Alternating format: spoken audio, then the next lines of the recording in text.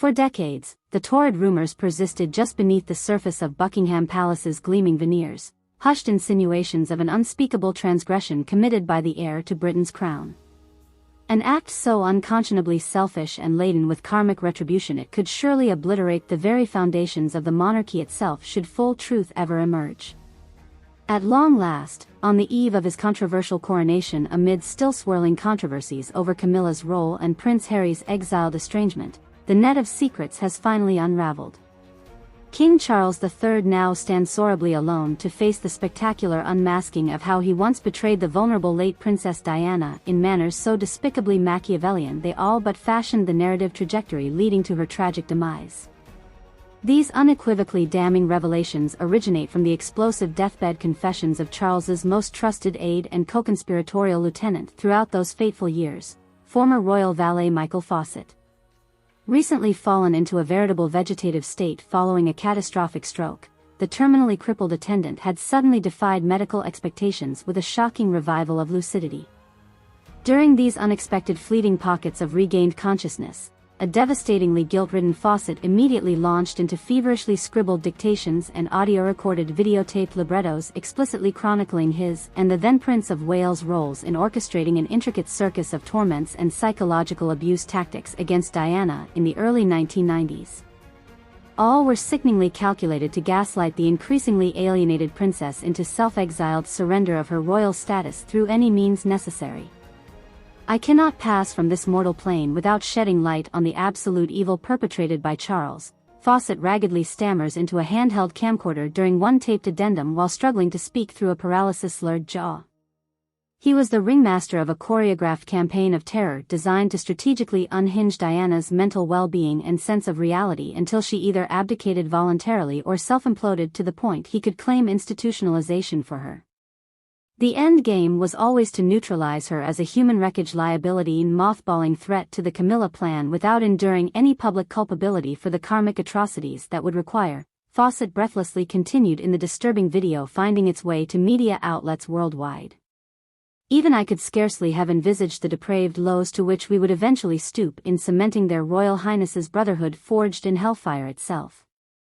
Among the most shockingly visceral admissions includes the revelation that the disgruntled Prince of Wales had embarked on multiple clandestine erotic entrapment operations with trusted MI5 assets all designed to manufacture potentially ruinous sex scandals around Diana.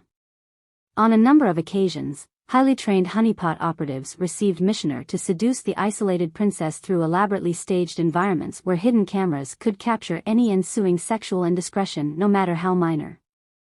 When she stoically refused to indulge even the most innocuous advances, a panicked Charles and his co-conspirators quickly pivoted to engineering full-scale setup stings to create illusory appearances of sexual impropriety and infidelity. Multiple accounts describe agents dressed as attendants discreetly slipping lurid centerfolds and prophylactics into Diana's intimates cases while she slept. Photos purporting to depict her in flagranti with strangers were even graphically staged and disseminated across underground aristocratic social circles on several known instances. Still, when the unflappable Diana maintained an unshakable countenance of dignity in the face of such scorched earth campaigns to provoke compromising breakdowns, Fawcett confessed to initiating the serial traumatic grooming and abuse of both her adolescent sons William and Harry. A twisted regimen of sustained psychological terrorism and threats against the boys soon took full effect, he described, one designed to co-opt their protective motherly allegiance toward validating claims she had rendered them susceptible to pedophiles within the Windsor clan. I casually planted suggestions around Diana about how Liam spent unsupervised evenings dressing up in my soiled nightclothes and grotesquely emasculated accoutrements while camped outside whichever palace we were overnighting, reads one excerpt from Chilling from Fawcett's bedside notebooks and recovered encrypted files. When she understandably panicked at the insinuation and immediately sought to remove the boys from my custody, we ambushed her with elaborately fake surveillance footage from my own bedroom appearing to corroborate everything. In another particularly harrowing transcript, the depths of calculated incestuous depravity become abundantly clear.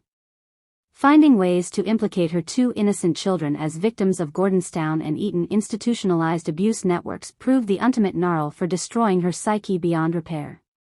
We now possessed the advantage of already having stoked paranoia surrounding William's apparent home-knitted vulnerability, leaving the blackest souls to run free in planting suspicions Harry had been filmed pleading for rescue amid a filmed clubhouse scenario of sacrificial pedophile abuse grooming techniques that, of course, never actually occurred. From this vantage point of recognized trauma, Fawcett explicitly outlines how the Prince Charles coerced Diana into making a middle-of-the-night confessional recorded phone call exposing her purported shattered visual eidetic witnessing of these illusioned horrors. All recounted with chilling lucidity by the valet's stash of surveillance materials comprising every harrowing psychological angle required to repeatedly reopen her deepest wounds. We were able to confront her with edited dialogue splices apparently stemming from her own mouth during the 3 a.m. vulnerability hour, suggesting utter self-acceptance as a demonstrably unfit mother forced into compliance with permanently exiling herself from royalty to dutifully bypass her unforgivable exposure of William and Harry to various depravities, Fawcett graphically accounts. Direct implications that she must remain banishedly muzzled in an Amazonian convent ultimately proved the freight train toward triggering her nervous breakdown. The full scope of these shattering revelations depicting the Machiavellian dissolution of Princess Diana's mental independence render the existing historical records of her emotional hardships relatively moot disclosures in comparison. And according to the former royal servant's self-lacerating manifesto, the psychological swordsmanship was merely just beginning to sow its seeds of ruinous destruction.